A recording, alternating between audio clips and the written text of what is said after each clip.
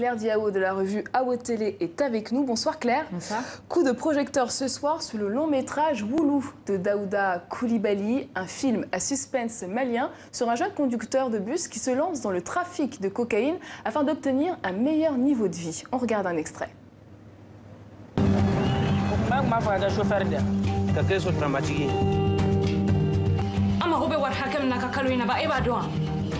J'ai besoin d'un travail. C'est ici qu'on met la marchandise. À l'aller, quelques kilos de cannabis et au retour 2 kilos de cocaïne. Officiellement, tu transportes de la viande.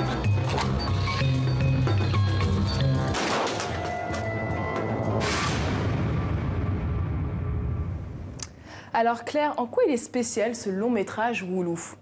On parlait tout à l'heure de la jeunesse africaine qui se positionne par rapport au président français. La jeunesse africaine prend aussi des caméras pour raconter d'autres histoires. Daouda Coulibaly, pour le coup, raconte l'affaire Air Cocaïne où il y avait un avion vénézuélien qui avait amené de la cocaïne dans le nord-est malien en 2009. C'est le sujet de ce premier long métrage de fiction qui est vraiment très bien mis en scène et qui souligne en fait le talent de ce cinéaste qui avait déjà été repéré sur 2 courts-métrages. Il était une fois l'indépendance et Tignesso. Daouda Coulibaly a cette spécificité de se mettre dans le regard de son personnage pour nous montrer un peu de l'intérieur ce trafic qui touche tous les étages de la société malienne. Et son personnage Ladji est interprété par l'excellent Ibrahim Koma. Oui, un acteur français qu'on a vu à l'écran également cette année dans un long métrage qui s'appelle Walai de Bernie Goldblatt au Burkina Faso. C'est un comédien qui a remporté le prix d'interprétation masculine au FESPACO 2017. Alors vous nous avez également apporté un autre film à suspense inspiré de l'actualité, Clash. Oui, parce que comme je le disais tout à l'heure, les cinéastes s'inspirent aussi de l'actualité. Et là, c'est un long métrage égyptien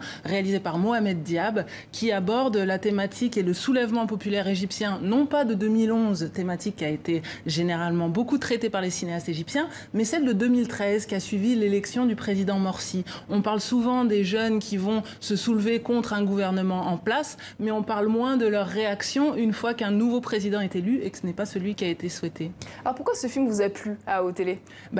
Tout d'abord par la mise en scène qui est très énergique, un cadrage un peu à l'épaule, vif, etc., nerveux, et puis surtout parce que c'est un huis clos et tous les personnages se retrouvent dans un fourgon de police. Alors on ne sait pas qui sont les bons, qui sont les méchants, on oscille d'un point de vue à un autre. C'est quelque chose de très fort qui nous montre différents personnages sans vraiment savoir vers quoi ça nous amène. En tout cas, ça aborde énormément la répression et l'absurdité aussi des relations humaines.